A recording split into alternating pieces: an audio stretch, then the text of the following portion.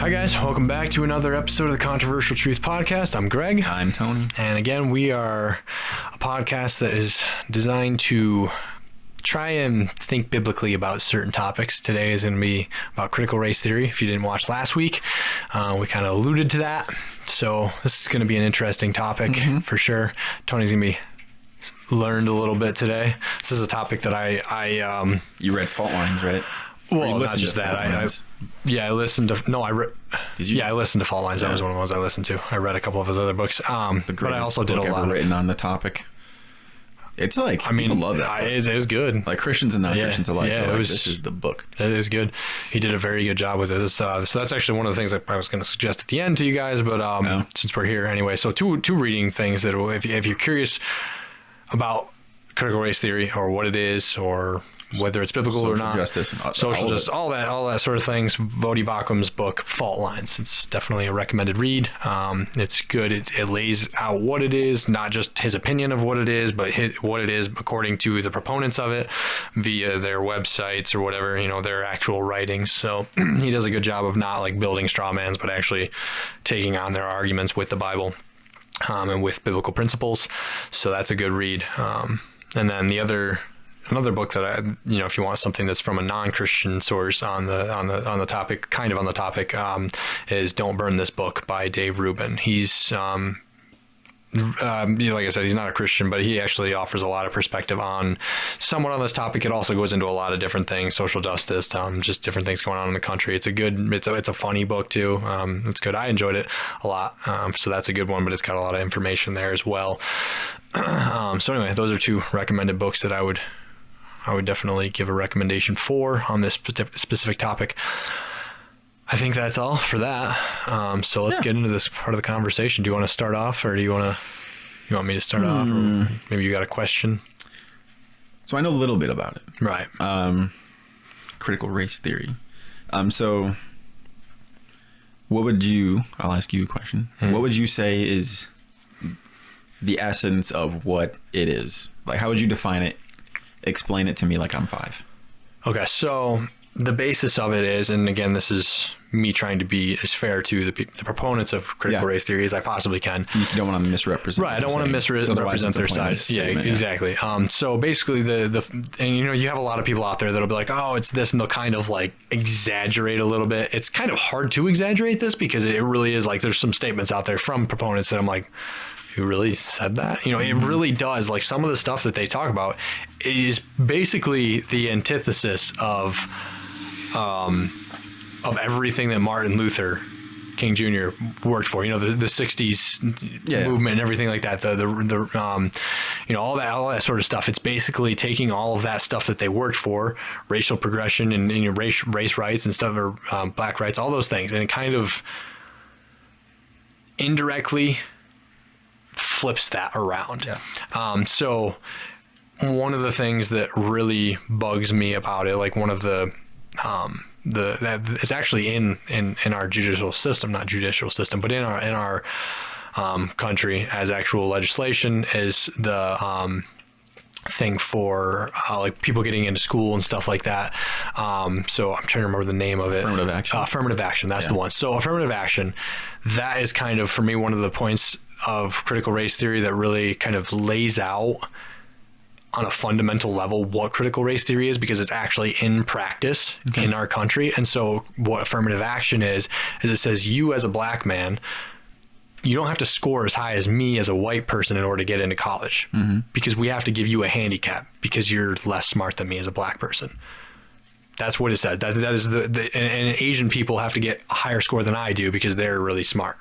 So it literally takes people and says, you're this person because you're black, so you fit into this category. I'm this person because I'm white. It takes and it resegregates society. Yeah. Instead of viewing people as individuals, it groups them together. It groups everybody together. So instead of going back to Martin Luther King, his whole thing was like, we're all individuals. We have individual autonomy. We have individual agency. You are responsible for your own outcome in life obviously to an extent, there is victims out there. We will get into that. Right. And there is things that happen in society to individuals that cause them to be set back and stuff like that. And that's absolutely acceptable to understand and necessary to understand those things. But the principle key of critical race theory is that you are no longer an individual. You are part of this group, you are part of this group, or you're part of that group. And that gets into the whole intersectionality argument, which basically the principle of that is wherever your victimization status intersects with other things. However many victim points you have is how oppressed you are in society and your lack of oppression rankings. Right. Basically. So then it really is kind of like let's see how victimized we can be in society. So that the less victimized you are, or you're labeled as, it's almost as if your opinion matters a little bit less on, at least on the topic of race and injustice and stuff, because you don't know what it's like. You can't comprehend truth because you haven't experienced someone else's truth in regards to like race. Right. So a proponent of critical race theory, somebody that firmly believes in all this stuff, would look at me, a straight white Christian, cisgendered as another term that they use, able-bodied, middle class Christian, middle class, like all those things are all like, I am the oppressor in their mind. Yes. Like legitimately, that my opinion is Greg is consciously or not consciously oppressing everyone else. And I'm also racist because of my where I'm at in life and my immutable characteristics. Either consciously, or you behave in a manner that people could call racist because of your privileges. Right, exactly, yeah. Not that you would like knowingly be racist, which is something they slip in there because it's like, well, they've changed. If you don't call yourself racist, then you're probably racist, but you don't know you're racist. But based on how you live, so you can't get around it. Basically, much, it's get shot or get shot. Yeah. I guess there's no. I'm trying to think of the analogy that they use.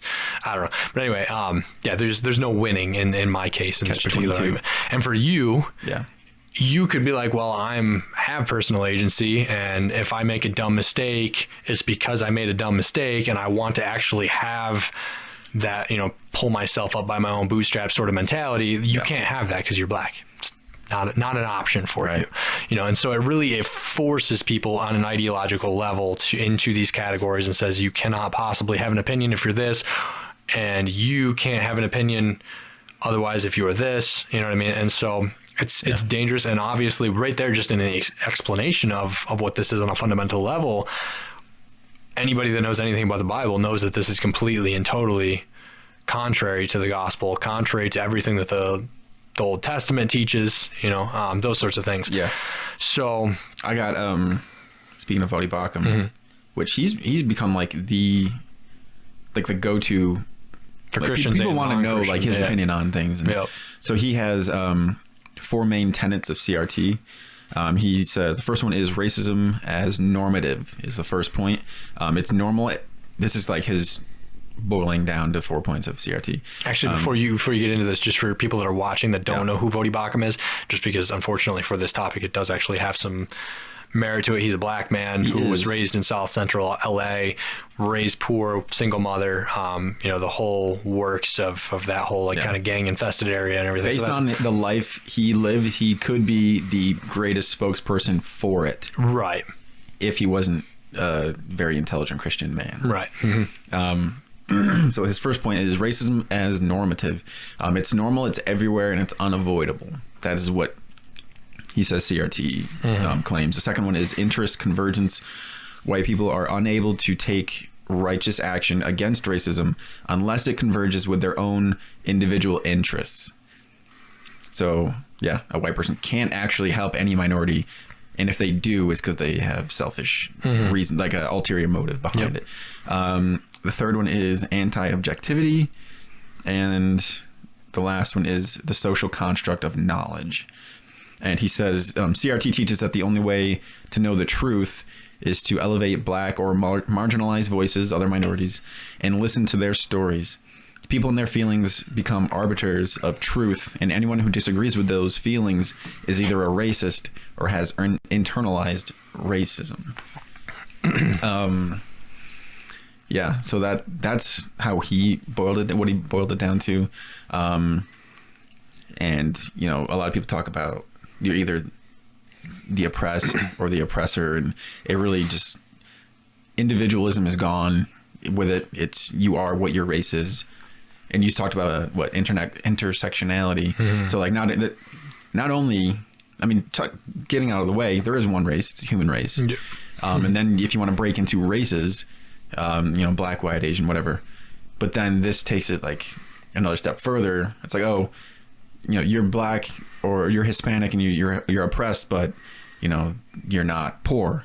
And the poor Hispanic person is being actively more oppressed than you. And then if you're a poor Hispanic, you know, homosexual, then that's like another point that you're like, it's like, yeah, like we talked about, like ranking oppression and like that person's opinion on social justice matters more because of the amount of like check boxes that they have. Right.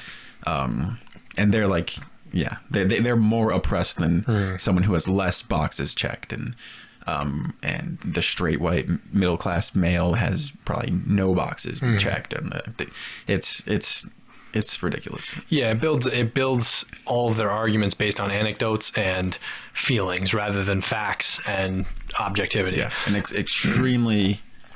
It can't not be divisive. Like that's and it can't be beaten in theory. No, because it is not disprove. What's the word? What's the scientific word for when you can't disprove something? I have no idea. It's bugging me. But it's not falsifiable. Is that the word? Based on what you're saying, there's I don't know who said it. People say it's Noam Chomsky. The quote is, if you want to start a revolution, have a slogan that no one can disagree with. Right. Which is absolutely true, and that is what they have. Because like, who's gonna, if you say, you know, there's injustice, like nobody wants there to be injustice. So if you say there's social injustice, you know, you can't disagree with that term really, because you don't want to. Right. Or racial injustice or social justice. Like you want social justice because that sounds good. It's not a phrase that you can disagree with on its and it's surface. Even biblical. Like, we're called to have justice within our society. Yeah. And the only problem is they've redefined. Right. They've redefined all these justice things. And race and all that, because the Bible doesn't mention race. No, just ethnicity. Yes. Which is different. Yeah. So it's definitely one of those things that unless you can actually argue with it, which you can't because of the way that they set it up. Their goal isn't necessarily, I don't see it as to win arguments so much as to, I don't like the word brainwash, but that's kind of what it is. Like if reprogram, yeah. If you can reprogram a society to think through this critical race lens, through critical theory, which is what it stems from, then you can actually change the society to be whatever you want it to be. If you can get one generation of people to believe this, then it'll change the trajectory of an entire nation. Yeah, exactly. Or the world. And it really has. Yeah. And so that kind of plays into the historical aspects of critical race theory, which I wanted to touch on, because I think a lot of people, because it's kind of a hot button issue right now. Like, obviously critical race theory, you know, the whole school thing, like parents all over the nation are including in the curriculum. Right. Including in the curriculum. So you're hearing about it in the media a lot when different places and stuff like that. And I think a lot of people have a surface level knowledge of what critical race theory is. But going into the history of it, it comes from, like I said, like critical theory, which is basically an overarching principle that kind of gives critical race theory all of its ideas, but then critical race theory takes those ideas and applies them specifically to race and oppression in general. And critical theory really comes from Marxism, right? So it sounds similar, like as we're talking about this, people are probably listening, they go like, that sounds a little bit like Marxism, because it is. Basically what it was during the Marxist movement, you had Marxism fail at large around the nation, or around the world, because Marxism pushed for the proletariat and the bourgeoisie, right? They broke things up into two classes. They forced everyone either into one class or the other, which was based on pretty much income for the most part, and so it was class-based. Yeah, it was class-based. It was a class-based system. Yeah.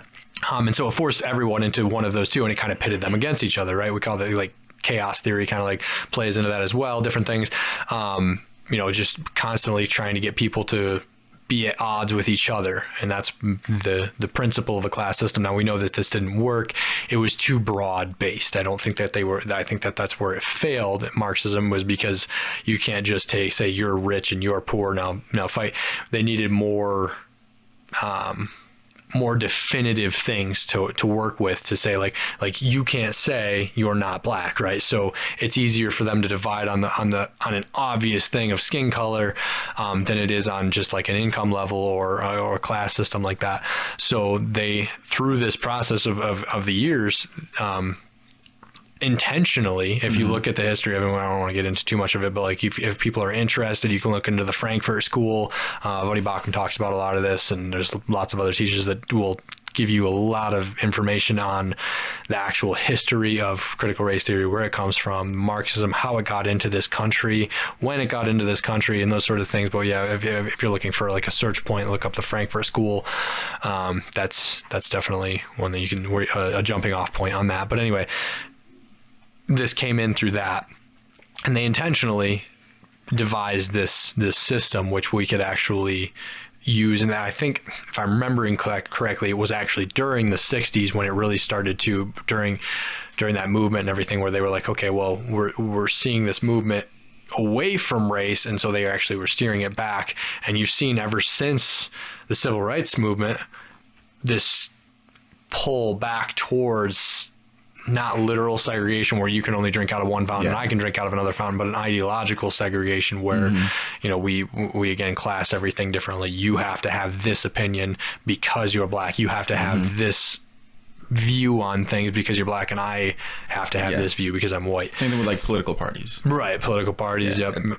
If you're a minority and you're a Republican, it's like, you have it wrong. Like you must not know what that party's about, or like it's weird, right? You're ignorant because of if you were a smart black person, you're supposed to be a Democrat. Yeah, exactly. And that's kind of like, it's funny because take the whole thing with Larry Elder running for, I don't know if you heard about that. Larry Elder's another black guy, ran for governor in California after the Gavin Newsom recall thing. What failed, but anyway, he was the leading Republican candidate. He was black. Oh yes. And there was this instance which it was hilarious not hilarious, it was bad, but it was like so indicative of critical race theory being so ingrained even in the media, like in our mainstream media.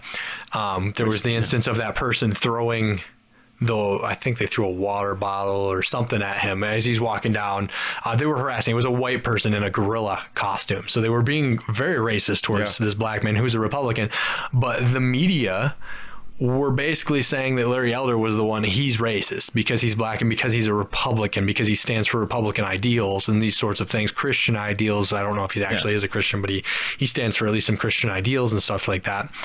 And personal agency and stuff like that. And he speaks, against critical race theory, all these things. And so this white person in a gorilla mask throwing whatever it was that I can't remember at them was perceived as social justice by the media because they were doing a good thing against somebody who was speaking against critical race theory, even though he was black. Now, if the tables had been turned and this was a Democratic black person running and a right-wing person in a gorilla mask, super racist, it would be the top media story for the next year. You know what I mean? But I mean, even like that idea of critical race theory has been ingrained in like society, especially recently. Before, like even, I mean, the name critical race theory, or like the name of it in CRT, is more of a new thing. Like it just became popular. Made popular, yeah. Like a few years ago, no one knew what it was. No one had heard of it.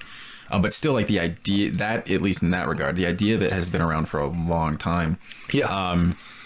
And like whether you're black or white or whatever, like if you act a certain way, like individuality being stripped away. So like if you act a certain way or talk a certain way or walk a certain way, other white people might be like, you're not even acting white. And if I act a certain way, or if I listen to certain things or talk a certain way or walk a certain way, people are like, you're not even acting, you don't even act black. It's like, what does that even what are you saying then? Like, what are you saying? What is blackness then? Right. What are you saying whiteness is? It's like people just have always tried to lump people together, and either like they want that person to act how they're acting, or just to fit whatever idea they have of that race or whatever. And it's so that's been around for a little bit. Yeah. But yeah, another thing with critical race theory, aside from just like labeling people and grouping people together, part of the idea is systematic racism, that there's like laws and stuff currently in place and forever going to be put in place by white people, as long as they're mostly in power, and they're passing laws and doing things specifically to keep minorities oppressed. And I don't see. Just to get that out of the way, but that is part of it, like systematic oppression and like trickle down effect of and it's not a denial of the fact that there are racist people out, like legitimately old school racist people out there. There are racist people in power, yes. Right.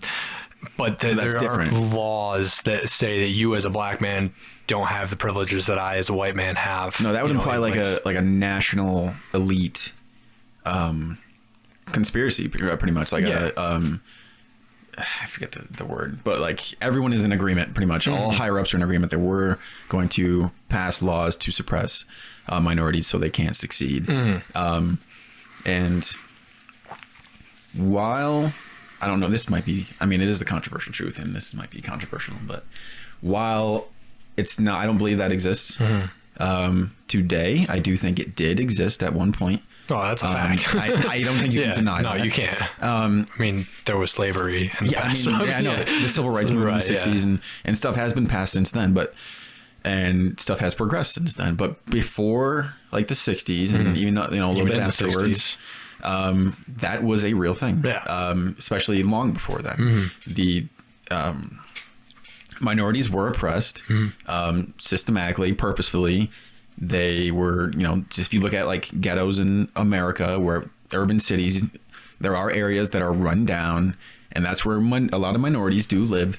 And at the time of the building of those, it's called the projects. Yeah. And at the time of the building of those places, they were built poorly in bad areas with poor conditions on purpose, because for segregation purposes. And the people who were building those buildings were white, and they didn't give full effort and do their best job. So there are people, and that still lasts today. There's still effects. The effects of that are still present, right? But that is not the active suppression of people, right? So there are minorities in those areas right now who don't currently have the same opportunities as people who are not in those areas. And there are white people in those areas who don't have the same. I wouldn't say that there's not the same opportunities. I think they're starting with a disadvantage. So the like growing up, like a kid in the inner city might not might have the same education opportunities as like an elementary school kid or a middle schooler. Not saying that they don't have the opportunity to become something great. Okay, that you can, you can be whatever you want to be. But they might have to work hard. They might. They probably will. That's the truth. And I think that applies, and that's not a race thing either. There are, just like back then. I mean, it is by and large a race thing, but it's based not on population. Right. Based on population and numbers, the ghettos of America are mostly populated by minorities. But there are white people who live in those areas also. Yeah. And can't afford to do very much and get out and take their family or whatever else. So it's not, and they feel the effects of the same thing. They're in the same situation.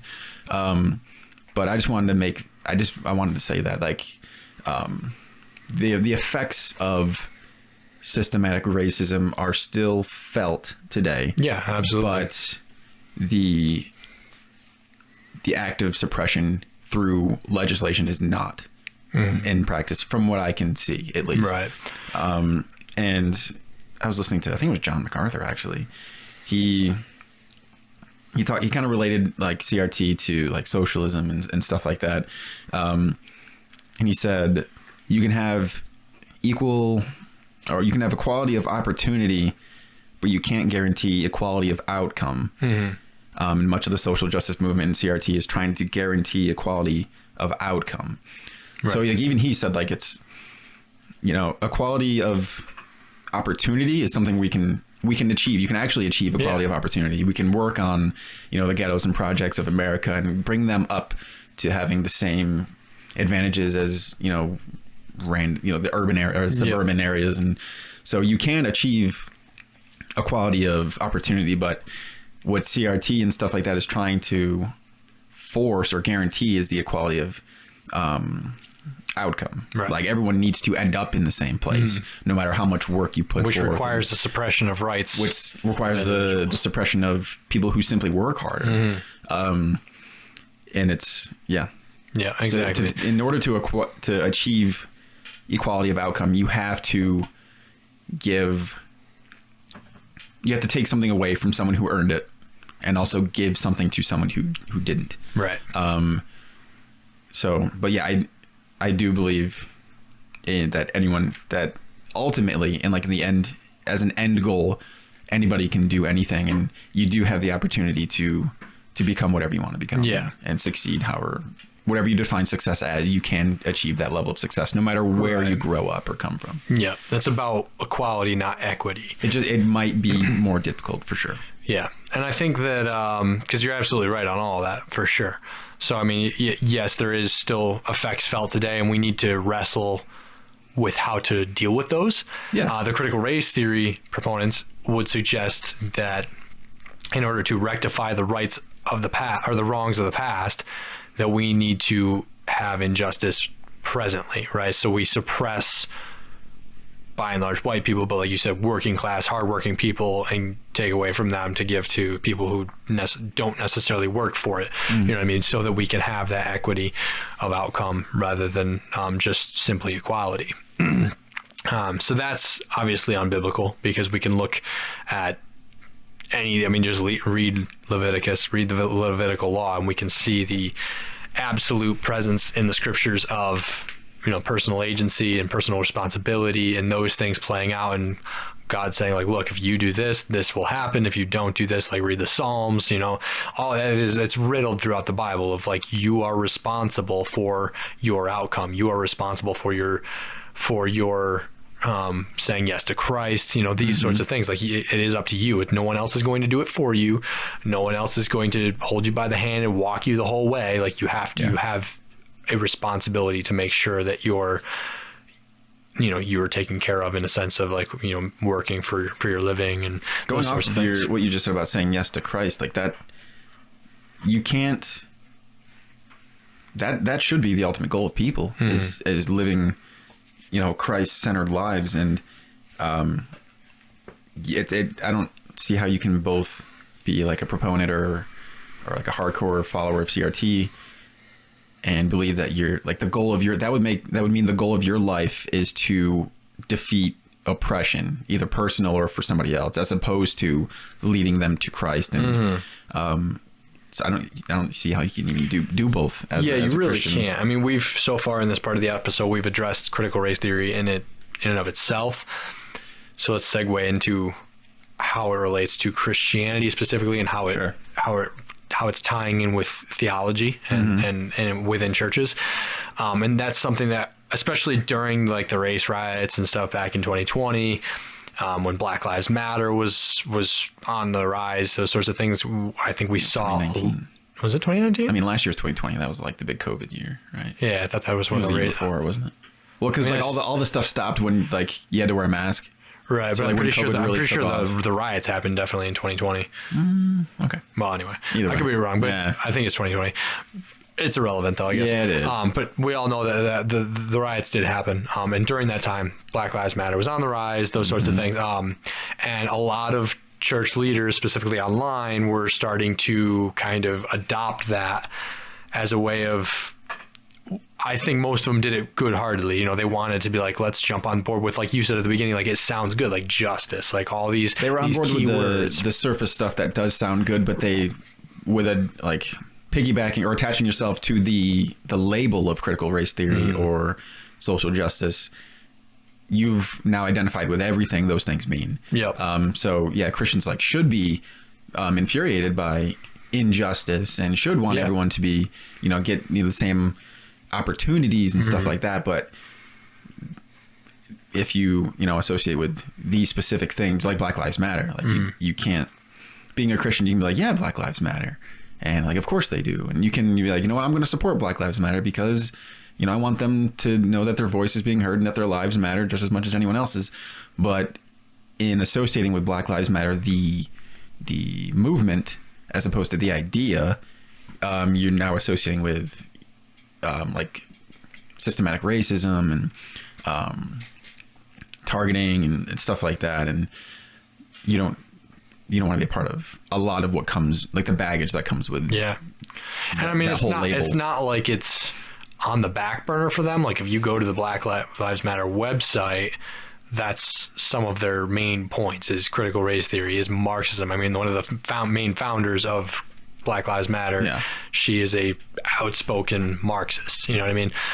Very anti-Christian, for most of them, they're against religion of any source because that's a Marxist principle. Is religion is bad. It's the opiate of the masses, right? We don't want Christianity is like imperialism and it's right. Needs to be like pushed to the side. And they would. I mean, I don't want to put this in the mouths of anyone who's living who considers them a Marxist, who considers themselves a Marxist, because I don't actually know. But in the past, Marxism has been vehemently against Christianity because Christianity cuts against Marxism 100%. And so they would, that idea, simply the idea, would love to see Christianity eradicated because it stands in opposition to Marxism and to all that even socialism. I mean, as we know, not to get into all that stuff, but socialism is a stepping stone, if you will. Some people like to say it. There's a lot to get into it, but a bridge to, well, not necessarily even just communism, but Marxism, which is which is hand in hand with communism. But anyway,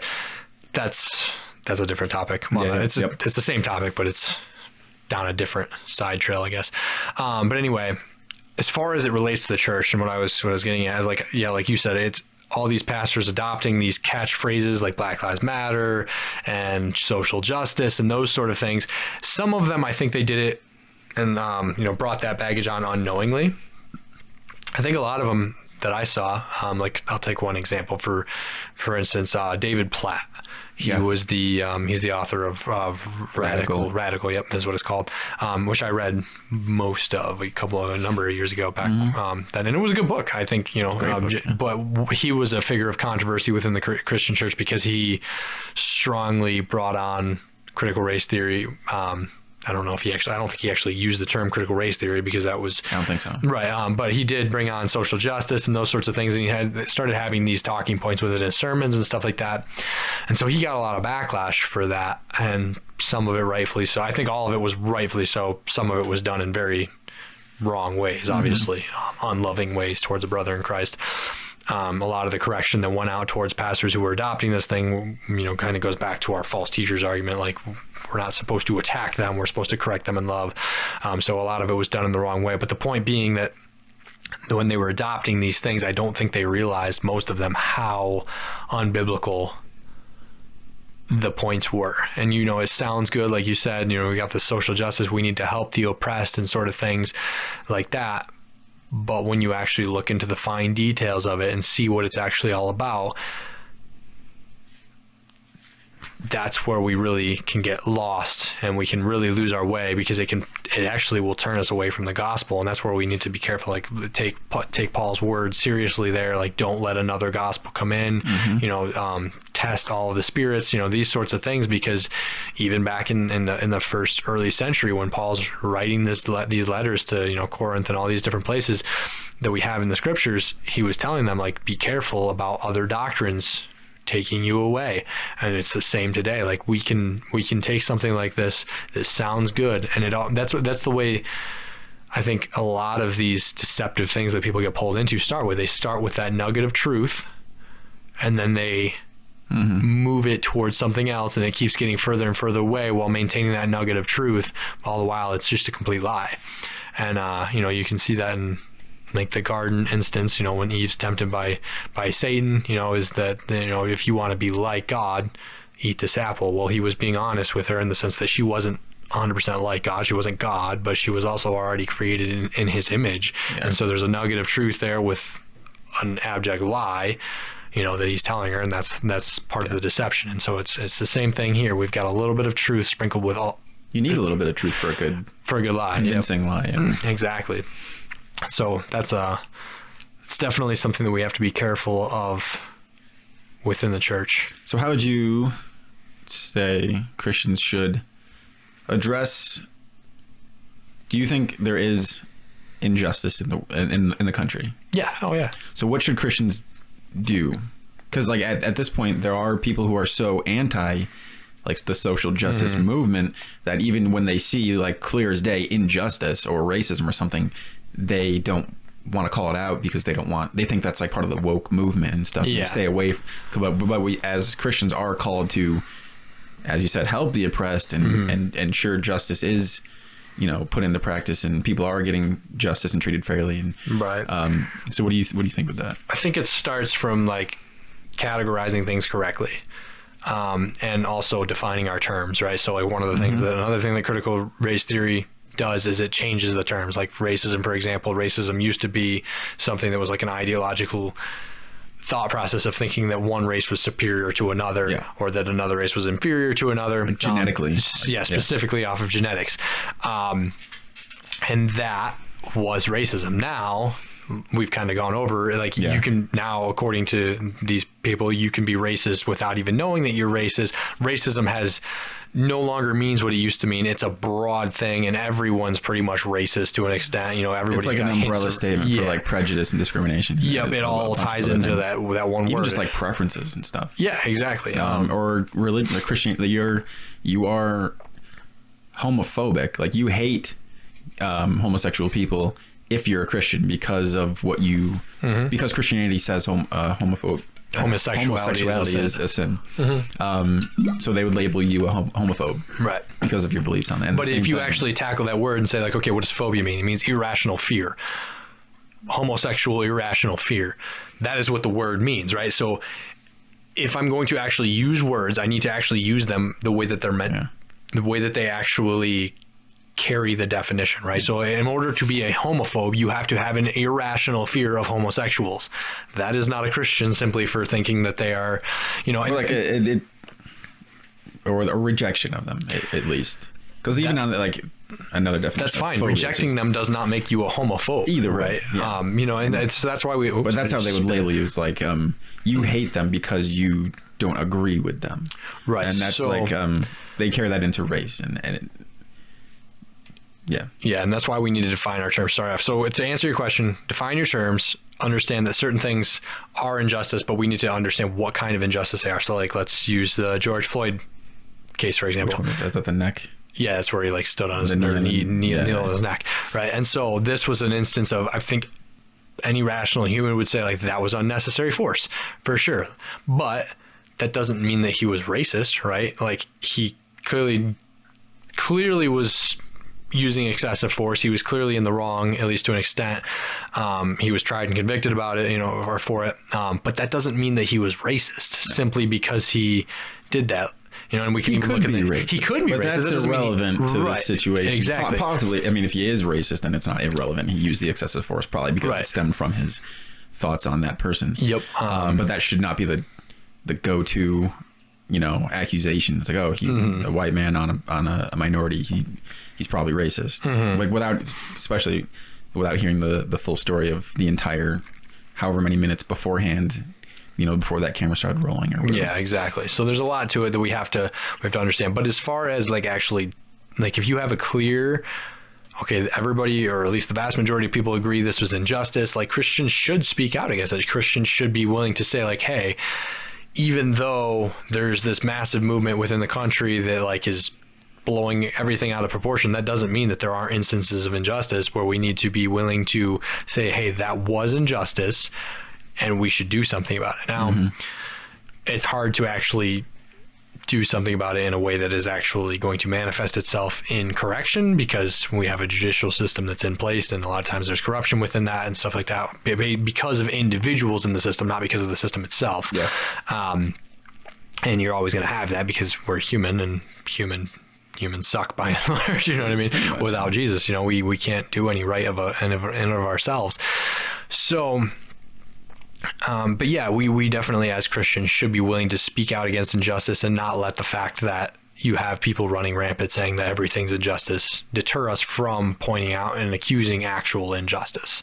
You know, it's a crazy thought to think that someone going to an extreme of one side makes us not allowed to go over and say that something on that side is actually accurate. You know, usually when there's an extreme, somebody's on an extreme, it's because it started off with actual problems and then they probably took it too far, but that doesn't negate the fact that there were actual problems or are actual problems causing them to go crazy to that one side.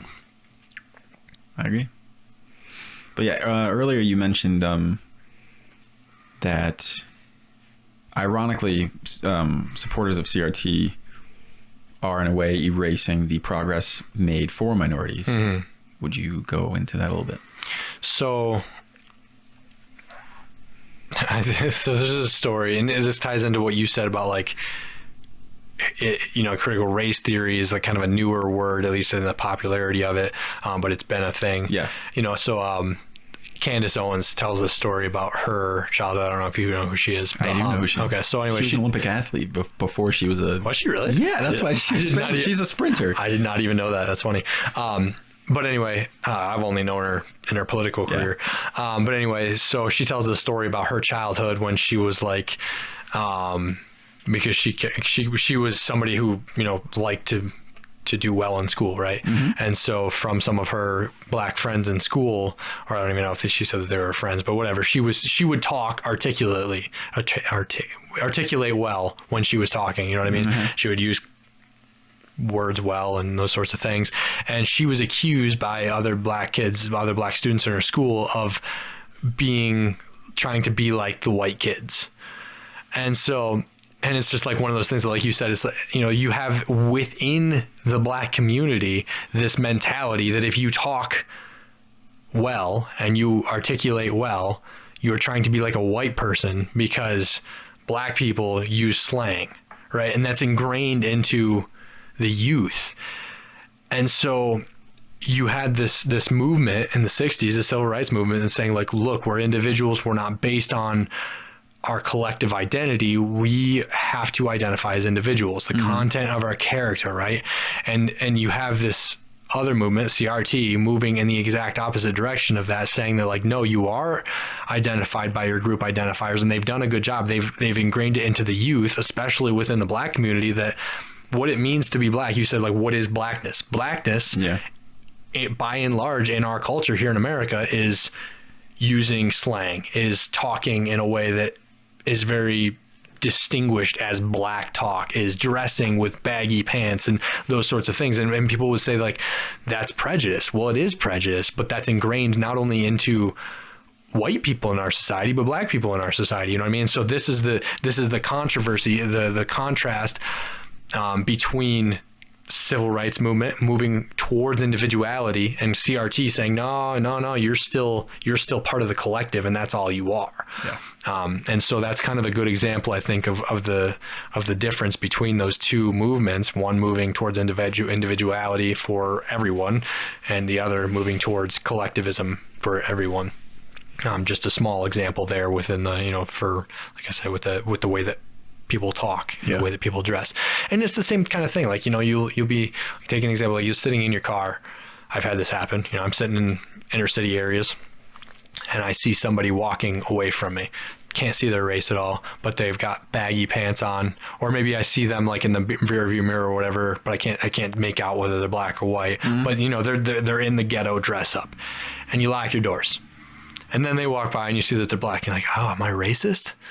No, you just saw that they were dressed in a way that, by and large, people that dress like that are not necessarily up to no good, but they're just, at least the media, whether it be TV or movies, has them portrayed. Right, exactly. Whoever dresses like that is probably acts a certain way. Yeah, and whether that's right or wrong, it is like in people's minds. And that's kind of, and this is, if I had seen that person was just, you know, if they were walking up down the street and it was clearly a black person in a suit, most people probably wouldn't lock their doors.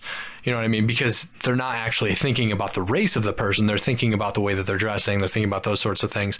And so that is kind of part of it. It plays into there, you know, just like whether they're dressing a certain way, those sorts of things. But I think critical race theory would call that racism, right?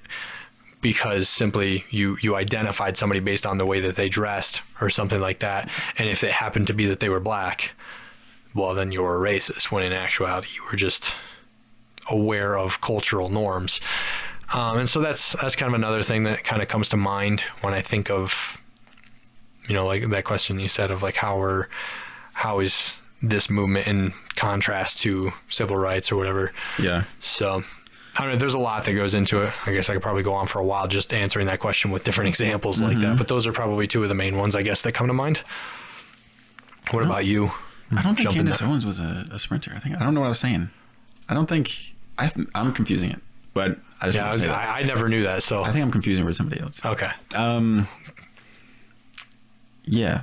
So I like what you said about Candace Owens and what she went through, like in school. Same thing, like with me. Yeah. Having the same stuff said, which depending on who says it, they are being. I think that's a type of racism, at least. Yeah. And it's like an innocent sounding one. Yeah. So like, I mean, it happened recently. So like, and people say it like in joking, like, oh, you're like the whitest black person I've ever met. Yeah. Because you're like smart and articulate at times, not when there's a microphone in front of me. Or you dress a certain way, you do certain things, you go to church. You're like, oh, that's super like white. Like you're not even black. It's like, what? Okay, let's follow. Let's address this. Like, let's follow that train of thought. So if that's whiteness, what is blackness? Like, it must be like, you know, the opposite almost. Inarticulate, dresses poorly, slang. I don't do drugs, and like, you know, stuff like that. It's like, oh, so what is blackness to you? And then it must be those things that you didn't list. Yeah. As if a black person cannot be those things. And that they usually like, they don't like that I said that. But that's definitely a thing, and black people are guilty of it also. Yeah. And I heard it from someone we went to school with who is black, but he's a darker shade than me. So he was like, "Oh, you're not even like, you don't." I've been told that I don't understand what black people go through because I'm not as dark as someone else, and they must get treated worse than me because I'm more acceptable because I have a lighter tone. And so it's like you get it from both sides, but so it's definitely like ingrained in people. Yeah. But yeah, and you mentioned like affirmative action and stuff, which on the surface does seem pretty innocent, you know, like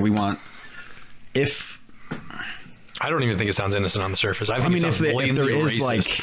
If whoever is accepting, you know, college applications or whoever's in charge of determining who goes to that college, if that person whose job that is racist, they'll never accept a minority. So like that law being in place does force them to go against what they want to do. But so there are cases where it would be good. And that's pretty much the only case where it would be good. I would just think if you have somebody that's accepting applications into school, like that's their job, and they're clearly rejecting all the black people, then fire them.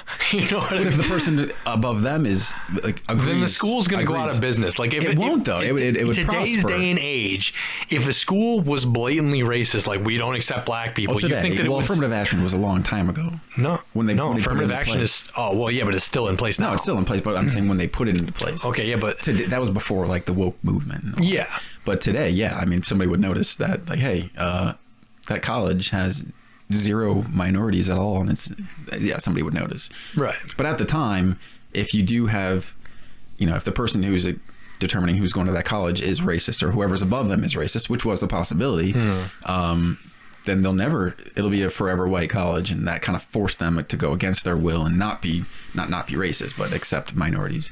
At this point, that's not the case. You generally, because that wouldn't go unnoticed, as you said, and it's racist, I'd say, in the actual definition, to assume that you need a law in place to ensure that minorities can get into your school, as if they're incapable otherwise. Right. So that would be right. I could see like the appeal of like, we offer free tutoring classes to minorities that come from a lesser income, you know, or not even minorities, but just lesser income people, tutoring classes before you take your test or whatever, your placement test to try to get into the school. You know, we offer these free classes to try to help you out. That I could see, okay, that's fine. But actually like legitimately coming out and saying, you as a black person don't have to score as high as this white kid in order to get into the school, because like you said, follow that train of thought. Like that's all they say. But then if you follow that train of thought, what does that train of thought lead to is the fact that if they're saying that you don't have to have as high a scores because they think that like you're incapable. You are incapable. You are not as smart because of your genetics. And same thing with white people and Asians. Yeah. Asians do need a higher score because because people believe they like set the bar even higher for themselves. And it's just a cultural thing. They do. I mean, by statistically speaking, Asians do better in school, but not because they're biologically smarter or genetically pure or whatever you want to say. It is simply because their culture is very, very adamant on how their parents, right? How they were raised, like which is the same thing. Academic. Could be the same thing with any race. Any child's parents could be like, no, you can't hang out with your friends. You have to study. Like you can raise your kid that way, and your kid will probably get very good grades. So yeah, it's no matter what way you spin it, like a Hispanic person or an African American could be offended at the idea that like they can't score, like someone believes they can't score as high as a white person, then a white person could be upset that like the bar is set lower for them compared to Asian people, and it's unnecessary. It should be the same bar for everybody, because that's a prime example of equity over equality, right? We want the equal outcome rather than the equal treatment under law. You know what I mean? So we're actually trying to create laws now that disparage on one side in order to bring the other side up. And that really in and of itself cuts against the argument of people being people. I would agree. You got any other questions? I feel like you had quite a few notes. I did. I had like an article by Bodhi Bakum, and I kind of touched on that one a little bit. I can read a little bit from this article, talking about people made in God's image, and it says, far from promoting constructive dialogue and seeking common ground, CRT divides along racial lines by creating negative stereotypes rather than seeing people as individuals made in God's image. No one can look into the mind of another person to see if he or she is racist. Yet CRT advocates claim to have the ability to know the unknowable. White people are judged as a homogenous group of racial supremacists, and everyone else as a victim of that systemic racism. CRT says that like you must be racist because of whatever privileges you have had and got, because of your race, and it's no longer, you're not an individual anymore. You can't decide whether this claims to know, as it said, know the unknowable. You know that person's racist because they must be, because of how they look. And the same thing with the flip side, like that person must be a victim because of how they look, and that doesn't make sense. It's not biblical. And it's demeaning. It says this is demeaning to all races and creates widespread mistrust and acrimony. Jesus taught his followers to forgive as he forgives, but with CRT there is no forgiveness or redemption. Rather, there is endless condemnation and shame. The theory also ignores decades of progress in race relations and many achievements by people of color. I'm just going to finish it out. Martin Luther King Jr.'s dream of the day when his children would not be judged by the color of their skin, but by the content of their character, has turned into a nightmare of segregation and victimhood, because this is just a different type of segregation, as you said earlier, I think. While many well-meaning Christians and churches have embraced CRT, they miss the deceptiveness of its teaching. The Bible moves us toward systemic unity, reconciliation, and healing. CRT is built on the framework of atheistic Marxism and seeks to normalize systemic disunity, turmoil, and pain. Jesus told his disciples that they would recognize false teachers by their fruit. CRT's fruit has been division, destruction, and unforgiveness. Certainly, there have been many horrible acts of racism in our nation's history, as there have been in numerous parts of the world, and slavery was a sad reality that resulted in civil war. I don't know anyone who denies these acts or claims there is no racism today, or believes that we don't have more to do in race relations. But CRT is not the way forward. The truth is that humanity has a systemic sin problem, and racism is one of its symptoms. If we want positive change instead of more division, we must address the real problem rather than its symptoms. Only Jesus can change the heart of a racist person. And then I personally also have a couple. One of the verses I saw associated with this was Revelation 7:9, which is, I think, in the vision of, like, and I saw a great multitude, and it speaks of every tribe, nation, and people, so that, and language, worshiping God in heaven, all together, unified, no division. It's not one group over here, one group over there, or one group in heaven. It is all the people who identify with Christ, and they're unified through him. Yep. No division. And as a follower of Jesus, I am called to pursue peace, love, and forgive unconditionally, and seek justice for all, and treat everyone with dignity and respect, since every life matters and is of great value to our Creator. They should all matter to us as well. And then just on the topic of racism, Scripture condemns discriminating against others based on outward appearance and identifies it as a symptom of a much deeper problem. Engaging in sin, the sin of partiality, makes us judges with evil motives, as the Apostle James puts it. So, I mean, just to loop around and talk about the obvious, racism is a sin. There are no races. The Bible does not talk about races. God has not created races. There is one race, and it's the human race. And it is a sin to judge other people on other outward appearance, or make decisions and come to conclusions based on that. But yeah, as for CRT specifically, I don't think it should be part of taught in schools or be included in stuff like that, because of what it really means, like the essence of what it's trying to get at, and especially the outcome that might happen if it were like implemented. Like you can kind of follow that train of thought and see what culture would become. Yeah. Had if everyone agrees to that. If they do get, if a generation does identify with critical race theory, you can kind of imagine what would happen as a result. And it's not really a country I'd like to live in. No, it's definitely not. It's people don't like labels, but they also at the same time like grouping other people together. Yeah. It's all a problem. We need to unify through Christ. And people need to not try to say that people need a savior for like an oppression savior, like a savior from oppression. You need to be liberated from the oppression that people are putting you on. Yep. They need a savior for their sins, and they need to be reconciled to God. And that should be the number one thing that we talk about and spread. And Jesus is our savior. There's no other way to fix sin or address sin other than aside from the gospel and showing people love. And yeah.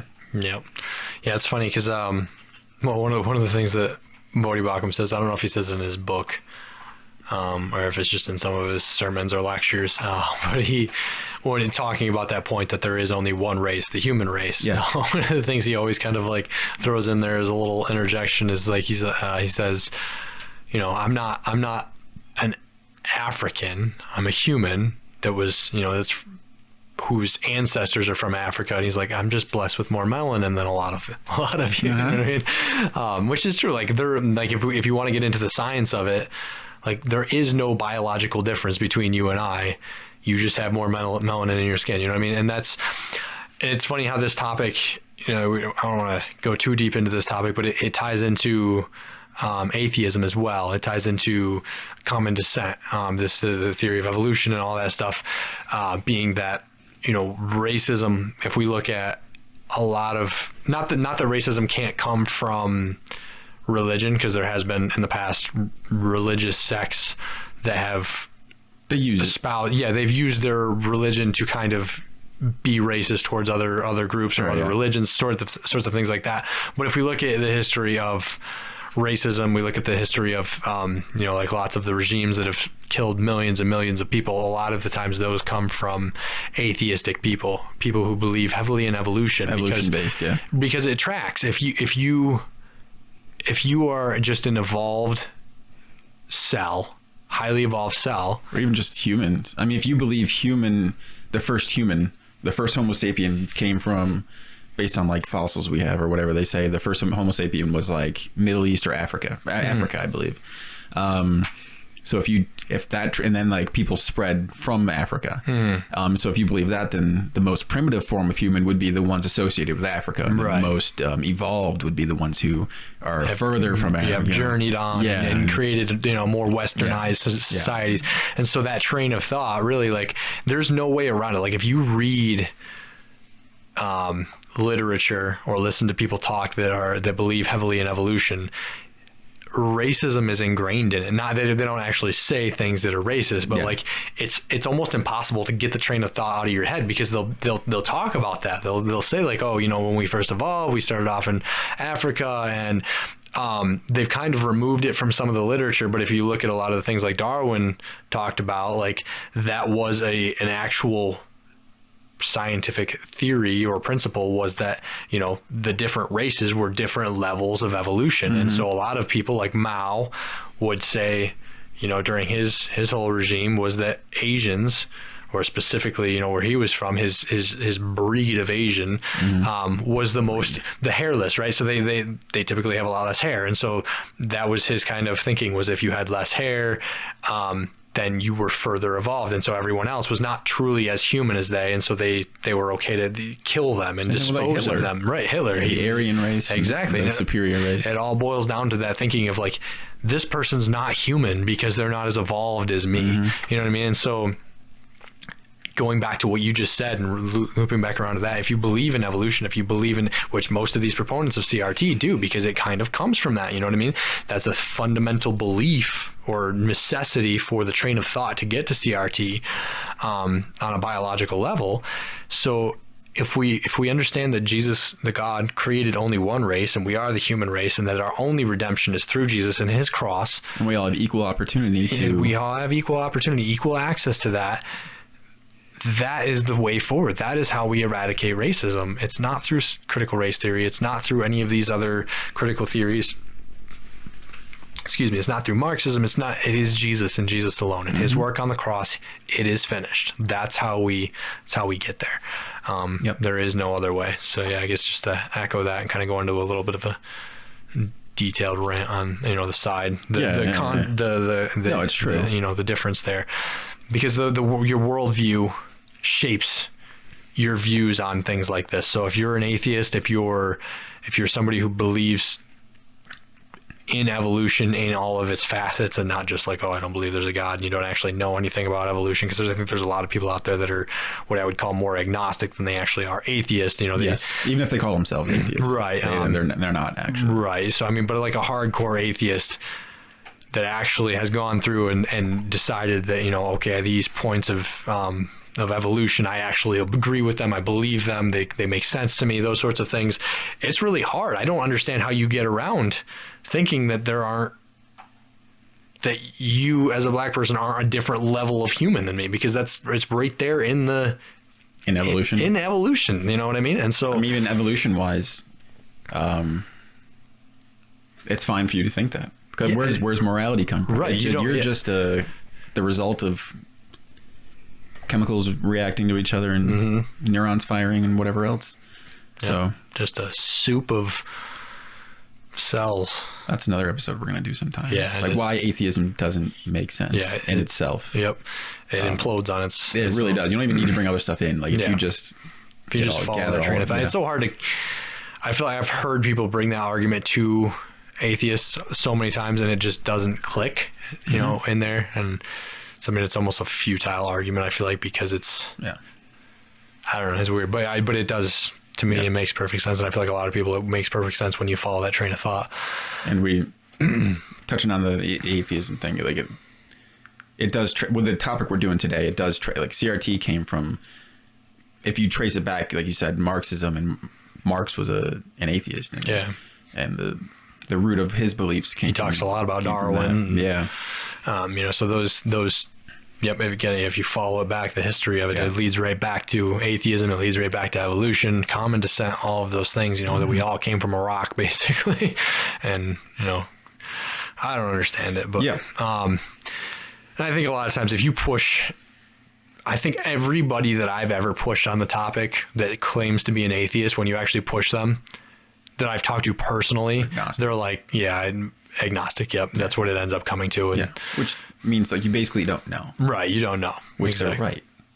Because I want to say, I have my thoughts. Well, I'll save it for when we do that episode, but it doesn't make sense. Yeah. Any closing thoughts on social justice, critical race theory, race in general, anything? No, I think we've got everything off the table. I guess I'll just leave it out there again. You know, if you guys are listening to this and you're not a Christian, we're not trying to attack anybody because of your worldview. We're not trying to diminish where you're at in life, but we want to be bold and say that like Jesus is the way. There is no other way to salvation. There is no other way to defeat racism other than through Jesus and his work on the cross. We believe that firmly. It's not something that we want to waver on and we want to be like, you know, you can just live your own truth. No, Jesus is the way. You have to abide in him and he in you in order to have to have eternal life. We believe that. So if you want to know more about that, if you aren't a Christian and you're listening to this, or if you are a Christian, maybe you're a newer Christian and you want to learn a little bit more about what the gospel is. Again, in the previous episode, I referenced it. We have an episode that is specifically about the gospel. Go check that out if you're interested in it, because we go into detail and it's important. That's the essence of why we're doing this, is we want people to know what the gospel is. We want you to know who Jesus is, what he's done for you, and who he sees you as. And so that's, and that's worthy of dying for. Worthy of dying for. Yep, absolutely. So we should do another one soon. Yeah. Just like circle back to it. Keep them going. Yeah. Yep. So that's my closing thought on it. Anything from you? I agree. Nothing to add, really. Nah. It's not a whole lot to it. No. It's pretty simple. Simple gospel. It is, yeah. It is a very simple gospel. So anyway, that's it for this week. We'll see what we have next week. We haven't planned it out yet. Not sure. Thanks guys for watching. We hope you enjoyed. We hope again that you can share it if you feel so inclined. If you're liking it, if you're enjoying the content that we're putting out, help us out in whatever way you can by sharing or just telling a friend. Getting it out there. So thanks in advance. Yeah. Take care.